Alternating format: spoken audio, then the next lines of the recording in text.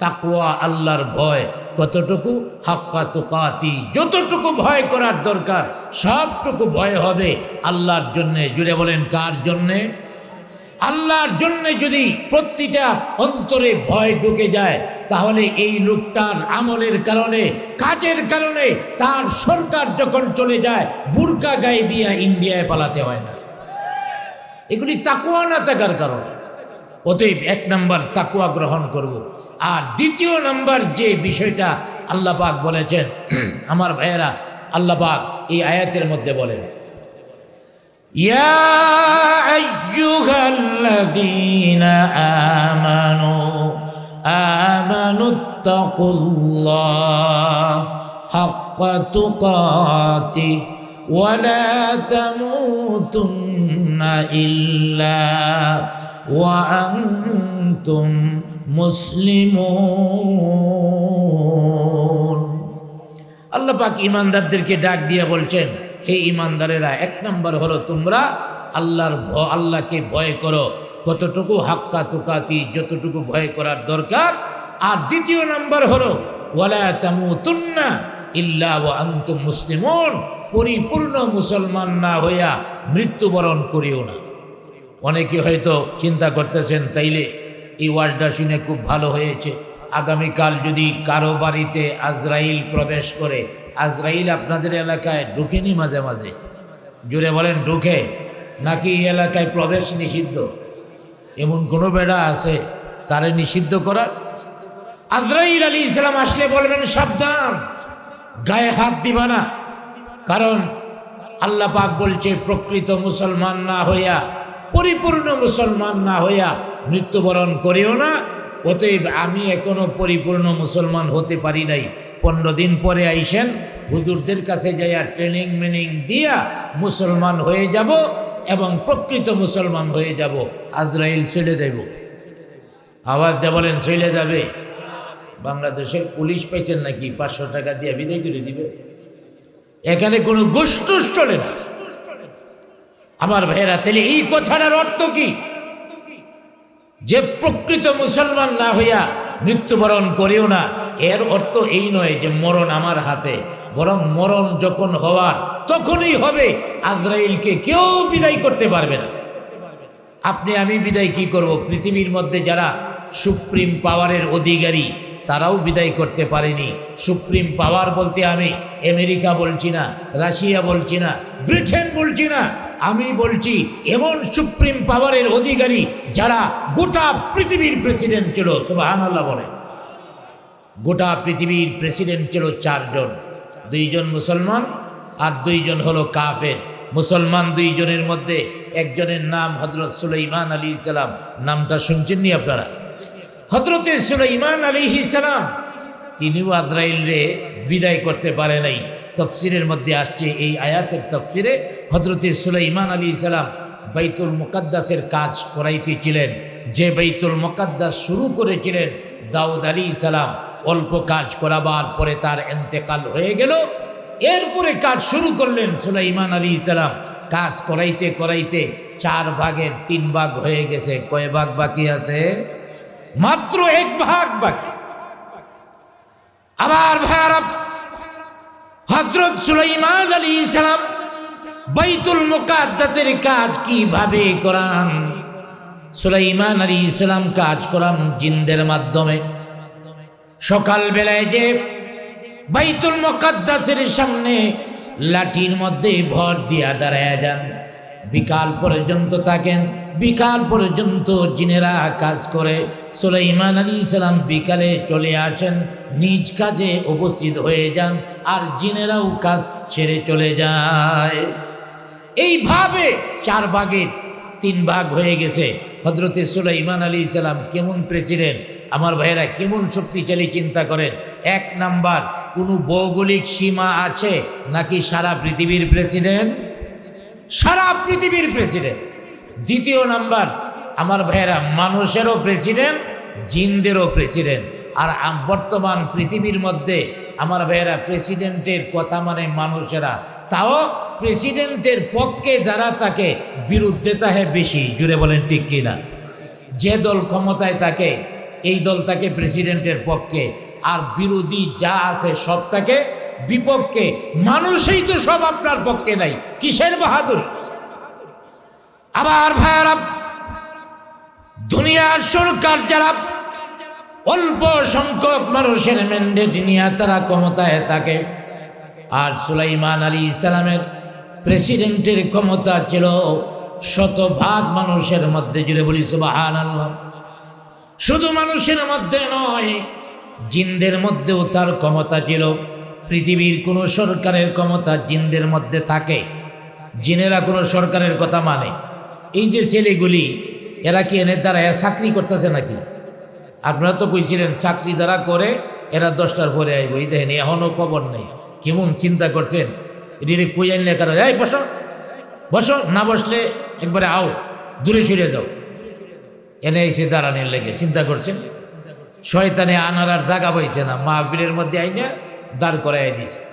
আরে কপাল পোড়া মুসলমান, এলাকার মধ্যে হক্কানি আলেম ওলামা আসলো, আর তোমরা মাহফিলে বসতে পারো না, এখনো আড্ডা মারো আর মোবাইল দেখো।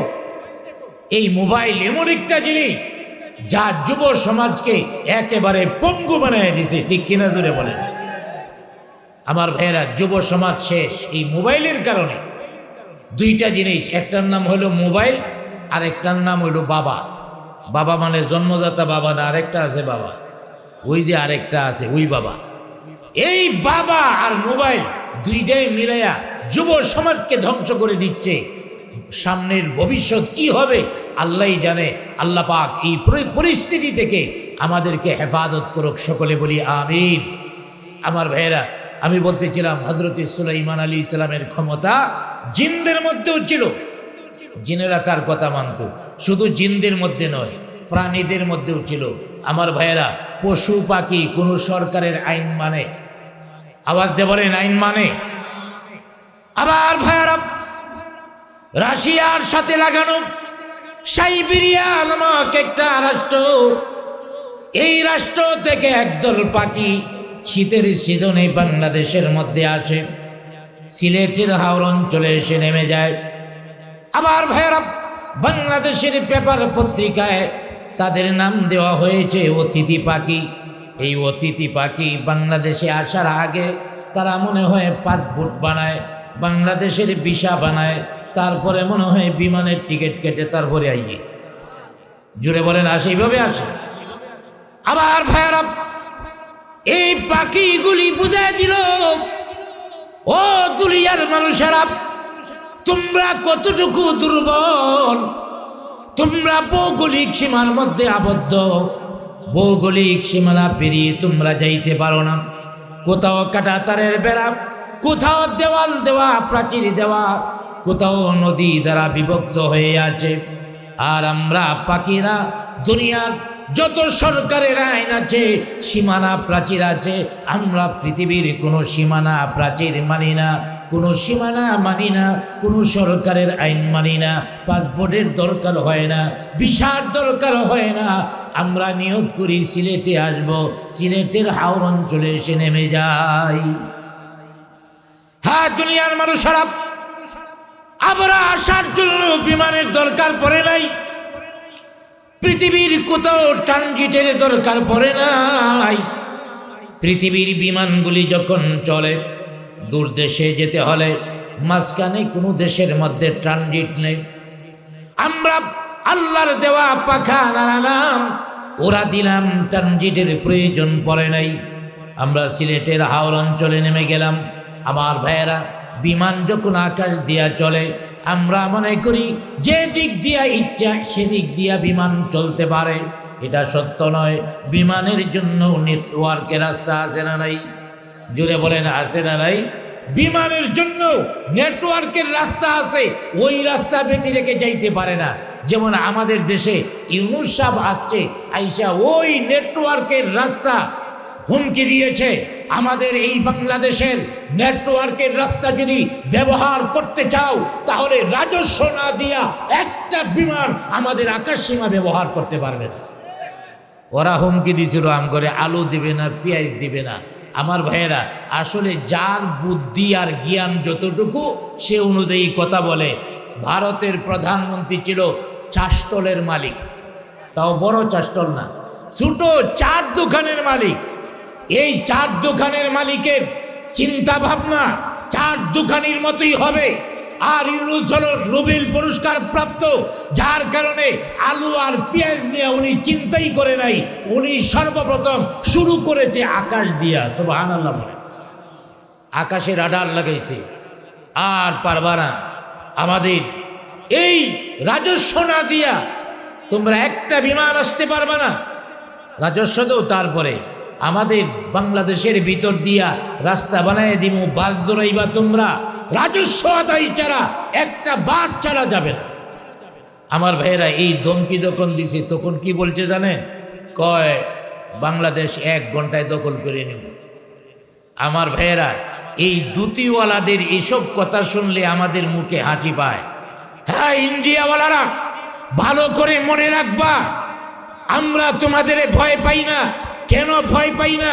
বাংলাদেশ এমন একটা দেশ সবসময় পিটায় অভ্যস্ত, পিঠা খাইতে অভ্যস্ত না, ঠিক কিনা ধরে বলে। আবার ভাইয়েরা 71-এ আমরা পিটিয়েছি পাকিস্তানিদেরকে।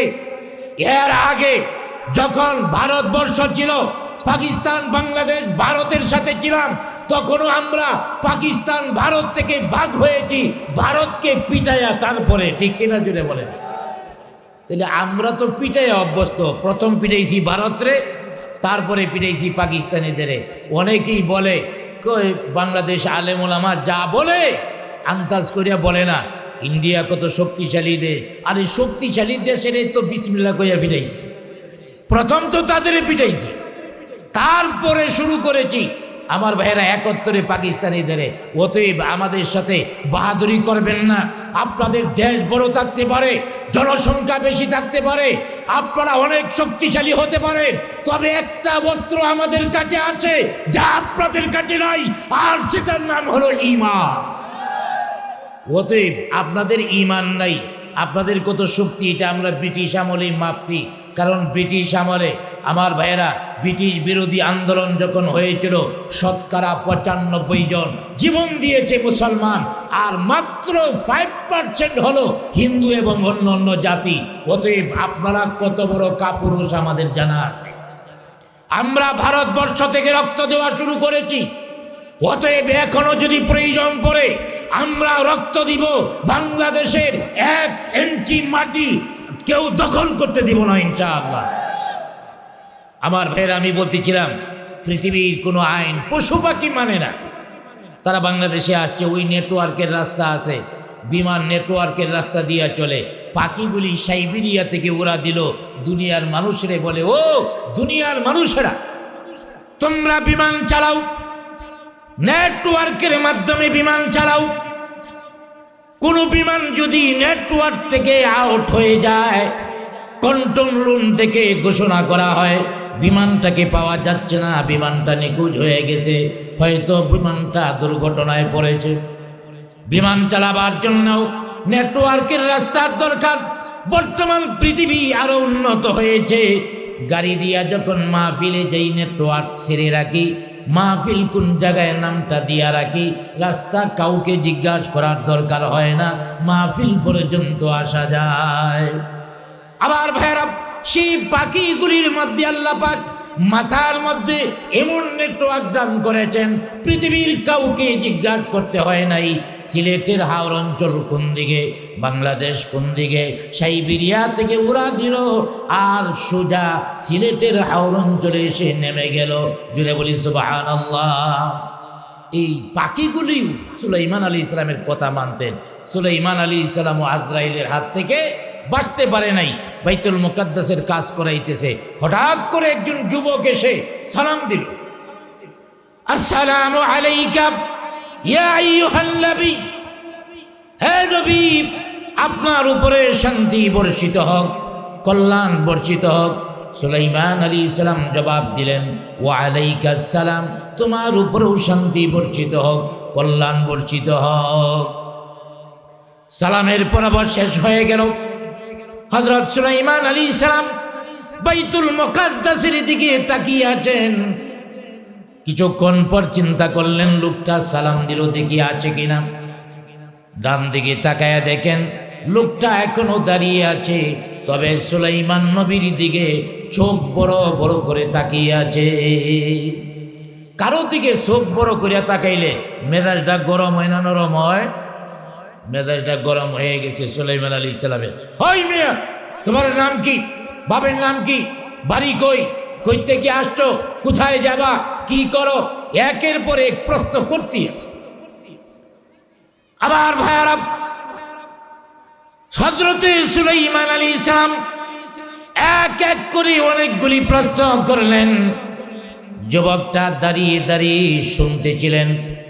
প্রশ্ন করা যখন শেষ হয়ে গেল, যখন তিনি থেমে গেলেন, সুলাইমান আলাইহিস সালামকে আবার যুবকটা ডাক দিয়া বলেন, ওগো আল্লাহর নবীর সাহাবী, অনেকগুলি প্রশ্ন করেছেন, অনেকগুলি প্রশ্ন আপনি করেছেন, জবাব দেওয়ার সুযোগ পাই নাই, এখন আপনি থেমেছেন। আল্লাহর ওয়াস্তে একটু থামেন, একটু ঠান্ডা হন। আমি ওয়াদা দিলাম সবগুলি প্রশ্নের জবাব আপনাকে দিব, তবে সবগুলি প্রশ্নের জবাব আলাদা আলাদা নয়, একটা বাক্যের মাধ্যমে দিয়া দিব। সুবহানাল্লাহ বলি। একটা বাক্যের মাধ্যমে সবগুলি প্রশ্নের জবাব দিব। একটা কথায় অনেক প্রশ্নের জবাব দেওয়া সহজ না কঠিন? এটা কঠিন। অনেকগুলি প্রশ্নের জবাব একটা বাক্যে দ্বারা দিবে। সুলাইমান আলাইহিস সালাম নরম হয়ে গেছেন, তাহলে লোকটা জ্ঞানী আছে। এবার তিনি বলা শুরু করলেন, হে আল্লাহর পয়গম্বর হযরতে সুলাইমান, একটা বাক্যের মাধ্যমে সবগুলি প্রশ্নের জবাব, সব প্রশ্নের জবাব হলো আনা মালাকুল মউত। সুবহানাল্লাহ বলেন। মালাকুল মউত কেটা ছিলেন? মালাকুল মউত মানে আজরাইল। মালাকুল মউতকে আজরাইল, আজরাইল নামটা বলার সাথে সাথে সবাই চিনে কি চিনে না? মুসলমান বলেন, হিন্দু বলেন, বৌদ্ধ বলেন, খ্রিস্টান বলেন, যে কোনো মানুষ আজরাইলের নামটা শুনলে চিনে কি চিনে না? আপনারা চিনেননি? দেখা হয়েছে কয়দিন? দেহা সাক্ষাৎ হয়েছিনি? আমার ভাইয়েরা, দেখা হয় নাই তারপরেও চিনি। এই যে আমি আজকে বয়ান করতেছি, 3 মাস পরে আসলে দেখা হলে হয়তো নাও চিনতে পারেন, কিন্তু দেখা হয় নাই সবাই চিনে। কেমন পাওয়ার! আবার ভাইয়েরা, হযরতে সুলাইমান আলাইহিস সালাম বললেন, হে আজরাইল, বুঝলাম তুমি আল্লাহর ফেরেশতা আজরাইল, এই দিকে কি মনে করে আসলা? আজরাইল মুস্কি মুস্কি হাসে আর ডাক দিয়া বলেন, আল্লাহর নবী, আপনি কি জানেন না আমার ডিউটি কি, আমার কাজ কি? আচ্ছা, আজরাইলের কাজ কি আপনারা কি জানেন? জোরে বলেন, আজরাইলের ডিউটি কি আপনাদের জানা আছে না নাই? আবার ভাইয়ারা, আজরাইলের ডিউটি কি সবাই জানেন? সুলাইমান আলাইহিস সালাম বললেন, হ্যাঁ জানি। তোমার ডিউটি হলো মানুষের জান কবজ করা, কিন্তু আমার আশেপাশে কোনো লোকজন নাই, এই জন্যে জিজ্ঞেস করলাম এই দিকে কি মনে করে আসলা? আমার কাছে তো কোনো লোকজন নাই। এবার আজরাইল মুস্কি মুস্কি হাসে, হুজুর আপনার আশেপাশে কোনো লোকজন নাই, এই জন্য জিজ্ঞেস করতেছেন আপনার কাছে কি মনে করিয়া। তো আমি আপনার কাছে জিজ্ঞেস করতে চাই, আপনার কি মরণ টরণ নাই? সুলাইমান নবীর মরণ আছে না নাই? সুলাইমান নবী কই, ব্যাপার কি? এ দিয়ে আমার কথা ইঙ্গিত করে, এর মানে কি আমার কাছেই আসছে? তুমি কি আমার কাছে আসছো? হ, আজকের ডিউটিটি আপনার কাছেই হবে। সুলাইমান আলাইহিস সালাম বলেন, ঠিক আছে, আমার জান কবজ করবা, আমার কোনো আপত্তি নেই, তবে একটা শর্ত আছে, একটা ফরিয়াদ, একটা আবদার আছে। কি আবদার? আমার হায়াতটা 6 মাস বাড়াইয়া দাও। জোরে বলেন, কয় মাস? 6 মাস বাড়াইয়া দাও। এবার আজরাইল মুস্কি মুস্কি হাসে, কয়, হুজুর আপনি তো ভালো করিয়া জানেন আমার চাকরি হইল জান কবজ করার ডিপার্টমেন্টে, হায়াত বাড়াইয়া দেওয়ার ডিপার্টমেন্টে আমার চাকরি নয়। অতএব আমি হায়াত বাড়াতে পারবো না। আমার ভাইয়েরা, সুলাইমান আলাইহিস সালাম এবার একটু ভয় পেয়ে গেলেন, তাইলে তো মরতেই হবে নি। আমার ভাইয়েরা, সুলাইমান নবী একটু ভয় পেয়ে গেলেন। প্রশ্ন হতে পারে, আল্লাহওয়ালারা তো ভয় পায় না মরণ রে, কারণ আল্লাহওয়ালা পরহেজগার মুত্তাকিন যারা, তাদের যখন মরণ হয় আল্লাহ পাক কবরে যাওয়ার সাথে সাথে তাদের পরনে জান্নাতি জামা কাপড় দিয়া দেন, জান্নাতি পোশাক দিয়া দেন, কবরে জান্নাতি বিছানা বিছায়া দেন, জান্নাতের সাথে তাদের কবরটা সুরঙ্গ করে সংযোগ করে দেন। সুবহানাল্লাহ বলে। তাহলে ভয় পাবে কেন? আমার ভাইয়েরা, ভয় পাওয়ার তো প্রশ্নই ওঠে না। যদি আমার ভাইয়েরা ইমানদারেরা ওই মরণটারে ভয় করত, তাহলে ওই শাপলা চত্বরে ইমানের দাবি নিয়া নবীর ইজ্জতের জন্য শাপলা চত্বরে যাইতে পারতো না। ঠিক কিনা ধরে বলে? এক সময় তো শাপলা চত্বরের কথা বললেই কিছু কিছু লোকের জ্বালাপোড়া শুরু হয়ে যেত। এই জ্বালাপোড়া পাগলা রোগ কিছুটা হইল তামসি। ঠিক কিনা ধরে বলেন? আল্লাহ পাক চিরস্থায়ীভাবে থামাইয়া দেন। সকলে বলি আমিন। আমার ভাইয়ের, আমি সংক্ষেপে বলছি, তো আল্লাহওয়ালারা তো মরণরে ভয় পায় না। সুলাইমান আলাইহিস সালাম কেন ভয় পাইলেন? এই জবাবটা দেওয়ার আগে আরেকটা কথা বলতে চাই। আল্লাহওয়ালারা এই জন্যে মরণরে ভয় পায় না, কারণ মরলে লাভ বেশি। মরলে কিভাবে লাভ বেশি? হাদিসের একটা ছোট্ট ঘটনা আপনাদের সামনে পেশ করছি। আমাদের নবীজি সাহাবায়ে কেরামদের দল নিয়ে সীমান্তে গেছেন যুদ্ধ করার জন্য। মদিনার সীমান্তে চলে গেলেন। দুশমন বাহিনী, কাফের বাহিনী খবর পেয়েছে মদিনার প্রেসিডেন্ট নবীজি নিজেই সেনাপতি হইয়া যুদ্ধ করার জন্য আসছে। যে দেশের প্রেসিডেন্ট নিজেই সেনাপতি হয়, এই দেশের সাথে যুদ্ধ করে পারা যাবে না। অতএব জানে যদি বাঁচতে চাস, ওদের লিডাররা বলছে, জানে যদি বাঁচতে চাস উল্টা দিকে পালা, অর্থাৎ দৌড়া, এই জাতির সাথে যুদ্ধ করা যাবে। আবার ভাইয়ারা, আল্লাহর হাবিব অনেক দিন পর্যন্ত বসে রইলেন। কাফের বেঈমানেরা আসলো না। যুদ্ধ করবে তো দূরের কথা, যুদ্ধের ময়দান থেকে, এলাকা থেকে তারা পালিয়ে গেল। আল্লাহর হাবিব বেশ কিছুদিন ওখানে থেকে আবার মদিনার দিকে রওনা করলেন। কিন্তু আগেকার যুগে পর্যাপ্ত খাবার সাথে নেওয়া যেত না। এক নাম্বার, এখনকার মতো যানবাহন ছিল না। সাহাবায়ে কেরামের সাথে উটও ছিল না, ঘোড়াও ছিল না। নিজেদের সাথে করে যতটুকু খাবার নেওয়া যায় এতটুকু নিয়েছে। মদিনার সীমান্তে অনেক দিন থাকার কারণে খাবার শেষ, পানীয় শেষ। মদিনার দিকে রওনা করলেন। মরুভূমি দিয়ে হাঁটতেছেন সাহাবায়ে কেরাম, ক্ষুধার্ত পিপাসার্ত। এরপরেও সাহাবায়ে কেরাম চোখের পানি ছেড়ে দিয়া কান্দে। আল্লাহ তাআলা, আজ সবাই ক্ষুধার্ত, তারপরেও যদি আমার কাছে অল্প খাবার থাকতো নবীজিরে খাওয়াইতাম, আমি খাইতাম না। সাহাবায়ে কেরামের প্রেম ভালোবাসাটা কেমন দেখেন। সাহাবাদের কাফেলা সামনের দিকে চলছে। হযরতে ওমর রাদিয়াল্লাহু তাআলা আনহু হঠাৎ করে একটা দৌড় দিয়া কাফেলার সামনে চলে গেলেন। নবীজির সামনে যায়া বললেন, ইয়া রাসূলুল্লাহ, ইয়া হাবিবাল্লাহ, আজ আমরা সবাই ক্ষুধার্ত, সবাই পিপাসার্ত। সামনে একটা গ্রাম দেখা যায়, ওই গ্রামের মধ্যে আমার এক বন্ধু বসবাস করে। মাঝে মাঝে মদিনার বাজারের মধ্যে দেখা হয়। আমাকে বলে, হে ওমর, তোমাকে বারবার দাওয়াত দিলাম, এরপরও একটা বার আমার বাড়িতে মেহমান হইয়া গেল না। হায় আমার, একটা বার আমার বাড়িতে মেহমান হইল না, এইভাবে আমাকে দাওয়াত দে। ওগো নবীজি, এই লোকটা হাজার হাজার উটের মালিক, অনেক ধনী মানুষ। তার বাড়িতে যদি আমরা মেহমান হয়ে যাই, এক দুইটা উট জবাই করে খাওয়ালে তার সম্পদ কমবে না। হুজুর চলেন তার বাড়িতে আমরা সবাই মেহমান হয়ে যাই। নবীজি বললেন, ঠিক আছে চলো। সাহাবায়ে কেরামের কাফেলা ওই সামনের গ্রামটার দিকে চলল। হযরত ওমর রাদিয়াল্লাহু তাআলা আনহুর বন্ধুর বাড়ির সামনে হাজির। হযরতে ওমর তার বন্ধুর গেটের সামনে দাঁড়ায় দরাজ করতে ডাক দিলেন, বন্ধু, তুমি তো মদিনার বাজারে বারবার দাওয়াত দাও।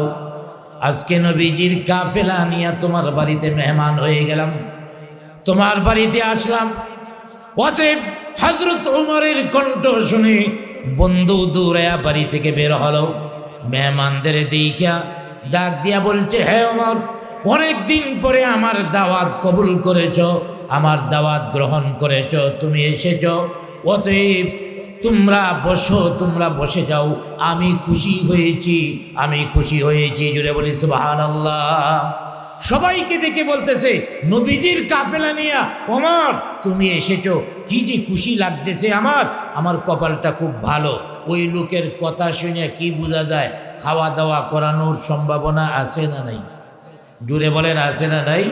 সবাই বৈশা গেলেন, ভাবতেন মাশাআল্লাহ খাওয়া দাওয়াটা ভালোই হবে। কারো বাড়িতে বেড়াতে গেলে তার চেহারা দেখলেই বোঝা যায়, ব্যবহার দেখলেই বোঝা যায় মেহমানদারিটা কেমন হবে। সবাই বৈশা গেছে, ওই লোকটাও উটের ঘরের মধ্যে ঢুকছে। সবাই ভাবছে এক দুইটা উট বের করে জবাই দিয়া পাকশাকের ব্যবস্থা করবে আমার ভাইয়েরা। কিন্তু সমস্যা কি, ওই লোক যে ঢুকছে 3 ঘন্টা পরে খালি হাতে বাইরেছে। এখন কি বলেন, খাওয়ার সম্ভাবনা আছে?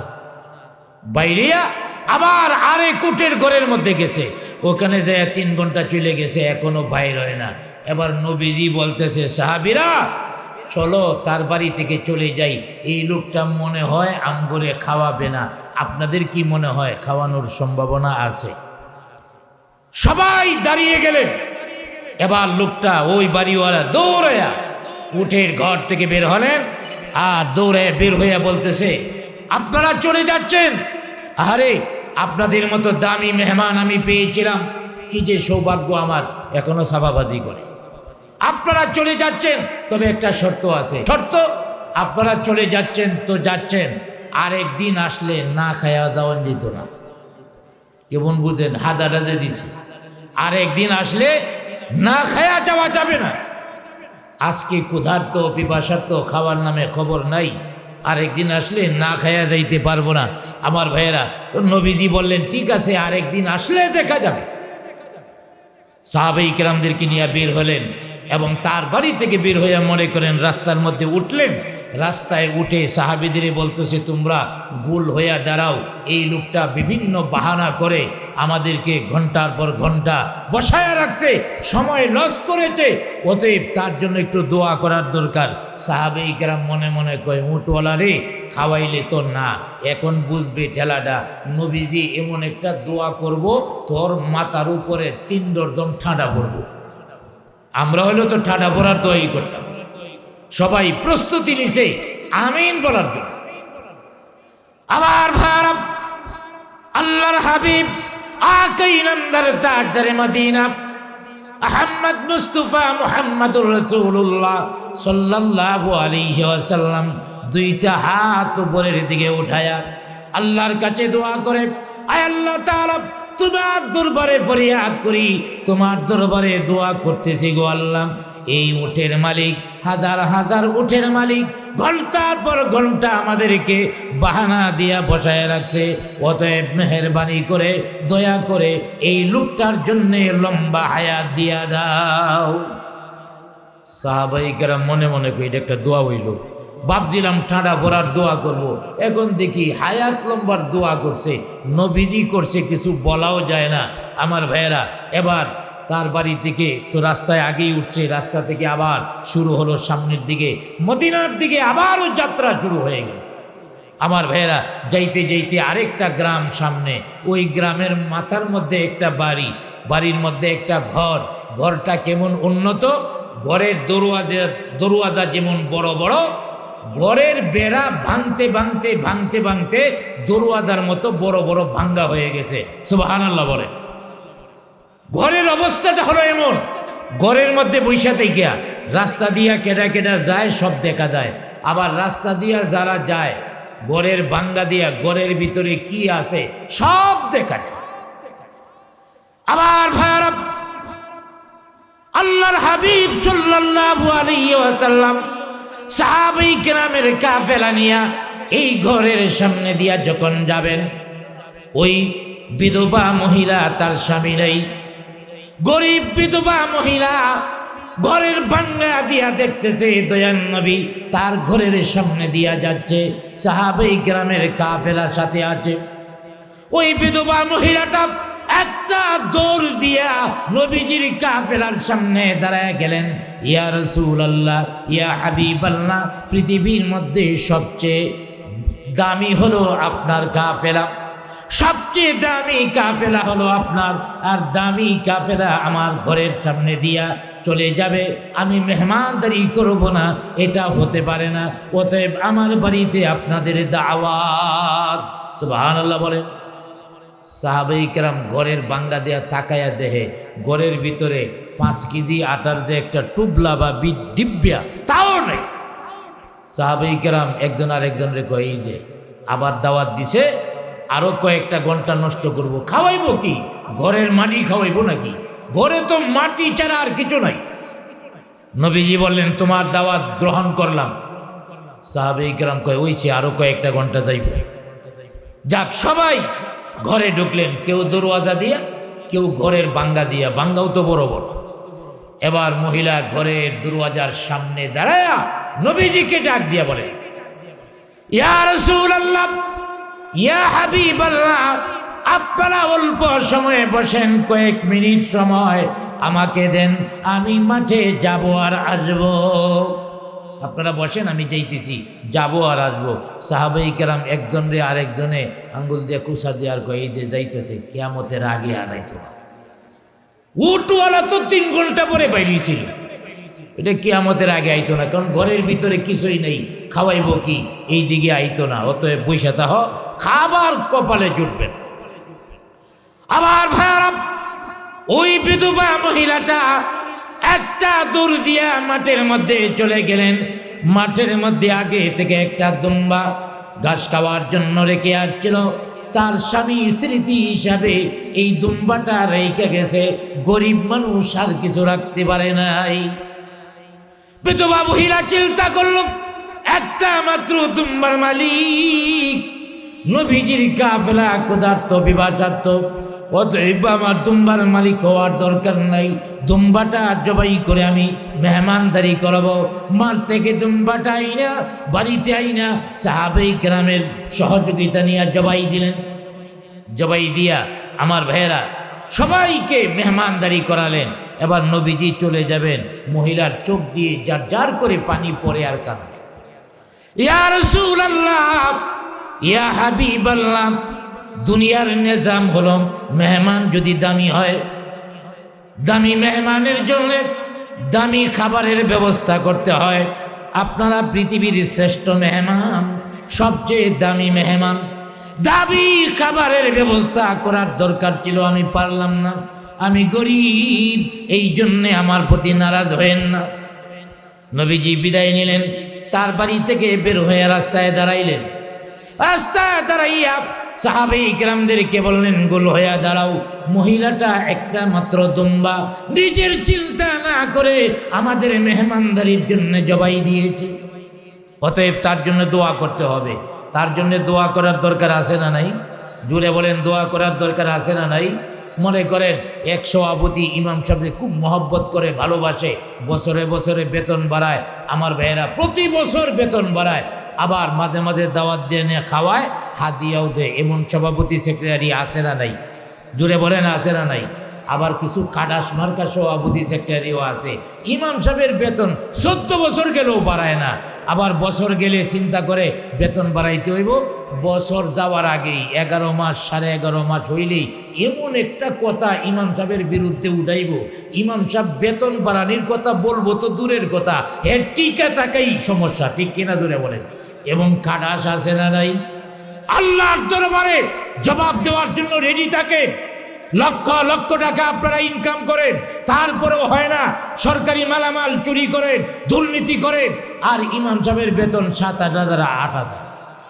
একটা রুমের ভাড়া কত? ইনসাফ করবেন, জবাব দিতে হবে একদিন। আবার ভাড়া সবাই চিন্তা করল, তাহলে এই মহিলার জন্য নবীজি দোয়াটা করবেন বালা করে। দেখুন, যে ইমাম সাহেবের বেতন বাড়ায় খাওয়ায়, হঠাৎ করে সভাপতি অসুস্থ, ফুলাইয়া দাওয়াত দিছে, হুজুর বাবা তো অসুস্থ, আপনি যাবেন, দুপুরি খাইবেন। দুপুরি ভালো করে খাওয়া দাওয়া করছে, তো বলতে বাবার জন্য একটু দোয়া করেন। ইমাম সাহেবের যদি দোয়াটা এমন করে, আল্লাহ গো, সভাপতি সাহেব অসুস্থ, আসরের আগে আজরাইল পাঠাইয়া তার মরণের ব্যবস্থাটা করো। আচ্ছা, ইমাম সাহেব দৌড়ানি খাওয়ার সম্ভাবনা আছে না নাই? বছরে বছরে বেতন বাড়াই, খাওয়াইছি, হাদিয়াও দিমু, বাবার মরার দোয়া করো। নবীজির দোয়াটা এমনই, সাহাবীরা ভাবছে মহিলা রে তুই কপাল খুইলে গেছে, হাজার হাজার দুম্বার মালিক হয়ে যাবে, নবীজি দোয়া করবে। কিন্তু নবীজি কি দোয়া করে? আল্লাহ তাআলা এই বিধবা মহিলাটা একটা মাত্র দুম্বার মালিক, তাও নিজের চিন্তা করে নাই, জবাই করে আমাদেরকে মেহমানদারির ব্যবস্থা করেছে। আল্লাহ তাআলা দয়া করে মেহেরবানি করে এই মহিলাটার জন্য দ্রুত আজরাইল পাঠাইয়া তার মৃত্যুর ব্যবস্থা কইরা দাও। সাহাবীরা কয় কি ব্যাপার, এই মন দোয়া। এবার একজনে মনে মনে কয় দোয়ার মধ্যে আবার পেস্টেস লেগে গেল কিনা। ওই উটওয়ালার দোয়া দুম্বাওয়ালির কাছে, দুম্বাওয়ালির দোয়া উটওয়ালার কাছে, এমন দোয়ার মধ্যে ফেস লাগে না মাঝে মাঝে। এক হুজুরে দেখি একদিন দোয়া করতেছে, নেড়ে দেখলাম আল্লাহ গো বঙ্গবন্ধুর খুনিদেরকে জান্নাতুল ফেরদাউস দিয়া দেও। আচ্ছা, খুনিদের জন্য কেউ জান্নাতুল ফেরদাউস চায়, কিন্তু দোয়াটা কেন করছে? এবারে তালারায় বলাইছে, কারণ হেরেও তো নিচে আরেক জায়গাতে দৌড়িয়া দোয়া করবে নাকি, এরে দৌড়িয়ে নিছে, বয়ে আউলাইয়া গেছে, উল্টা পাল্টা দোয়া করতেছে। তো ভাবতেছে নবী যিনি এমন উল্টা পাল্টা করছে, কানে কানে জিগায় হুজুর দোয়া যে করছেন পেস্টেস লাগে গেল নাকি? তো নবীজি মুসকি মুসকি হাসে আর কয় না পেস্ট লাগে নাই। হুজুর পেস্ট লাগে নাই, তাহলে বুঝলাম না, খাওয়াইলো না, লম্বা হায়াতের দোয়া করলেন, খাওয়াইছে মরার দোয়া করলেন, বুঝলাম না। কই কেমনে বুঝবে? আল্লাহর পক্ষ থেকে জিব্রাইল তো আমার কাছে আইয়ে তোর কাছে যায় না। কই হুজুর ঠিক আছে, আমাদের এই পেশ সহজে ভাঙতো না, জিলাফির পেশ তো কামড়াইলে ছুটতে যায়, এই পেশ কামড়াইলেও ছুটতো না, নবীগো একটু পেশটা ছুড়ে দেন, আমরা তো তাল হারায় পালাইছি।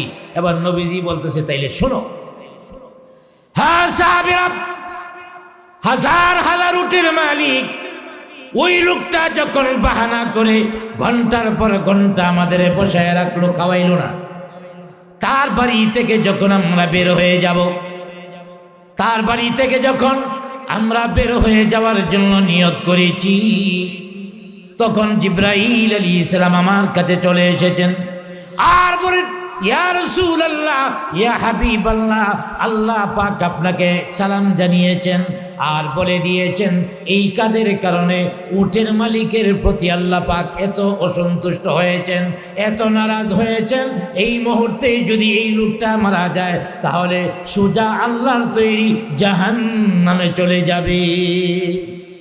মরলে কই যাইব? জোরে বলেন, মরলে কই যাইব? জাহান্নামে যাবে।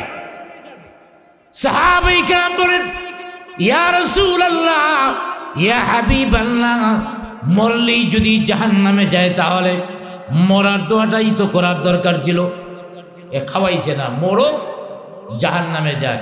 নবীজি বলেন না, আমি তো রহমতের নবী। সুবহানাল্লাহ বলে ওয়ামা আরসালনাকা ইল্লা রাহমাতাল লিল আলামিন,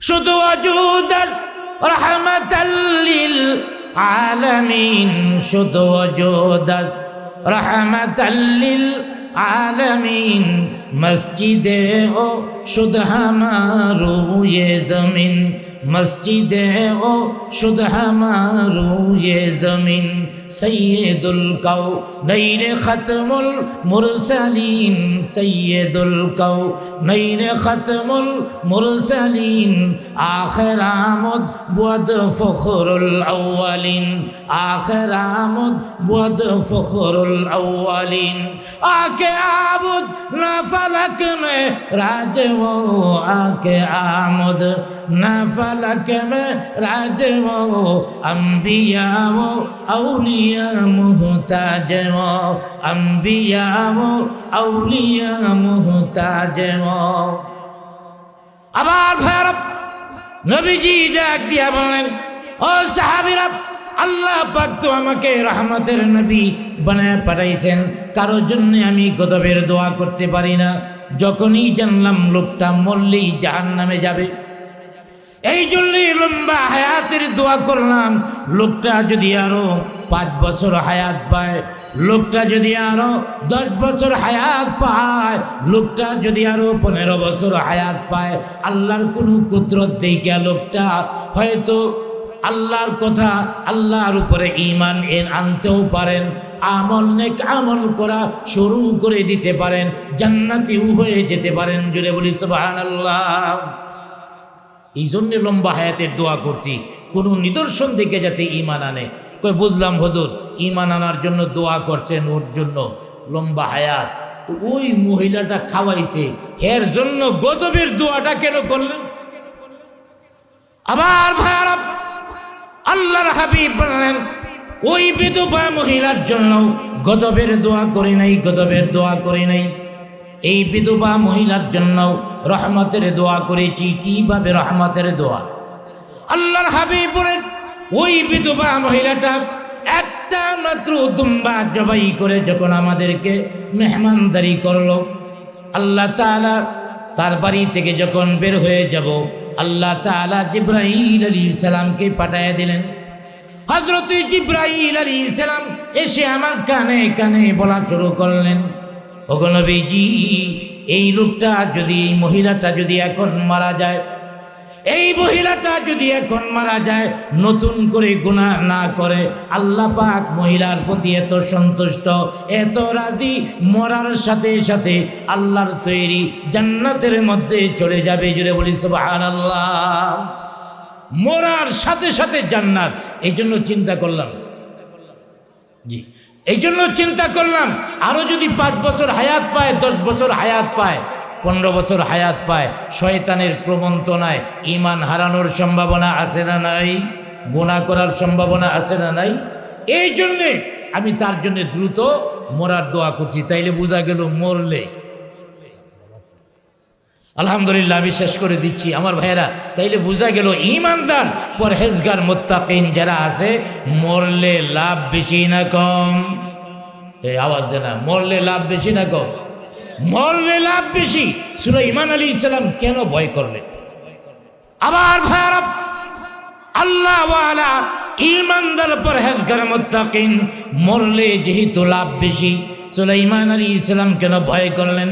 তাফসীরের মধ্যে আছে সুলাইমান আলাইহিস সালাম আজরাইল আলাইহিস সালামকে বললেন 6টা মাস হায়াত বাড়ায়া দাও। আজরাইল বললেন না, 6 মাস বাড়ানো যাবে না, তাহলে আল্লাহর দরবারে একটু দোয়া করার সুযোগ দাও। হ্যাঁ, আল্লাহর দরবারে দোয়া করার মতো সময় আছে, কিছু সময় এখনো বাকি আছে, দোয়া করেন। আল্লাহর দরবারে সুলাইমান নবী 2টা হাত উঠায়া আল্লাহর দরবারে দোয়া করে, আল্লাহ তাআলা, কেন আমি 6টা মাস হায়াত চাইছিলাম? তুমি তো ভালো করেই জানো, দুনিয়াতে আরাম করার জন্যে, মজার খাবারের জন্যে আমি 6 মাস সময় চাই নাই।